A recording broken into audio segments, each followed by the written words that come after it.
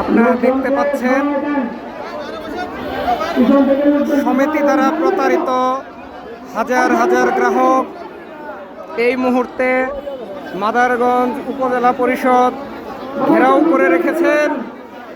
তারা প্রতিবাদ করছেন, তাদের পাওনা টাকা আদায়ের জন্য তারা চেষ্টা চালিয়ে যাচ্ছেন। এই চেষ্টা দীর্ঘ 1 বছর হতে চলেছে, এই চেষ্টা চলমান।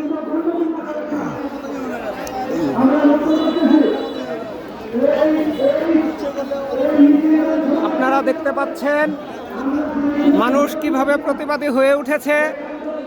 নিজেদের দাবি আদায়ে, নিজেদের ন্যায্য দাবি আদায়ে মানুষ প্রতিবাদী হয়ে উঠেছে। আপনারা দেখতে পাচ্ছেন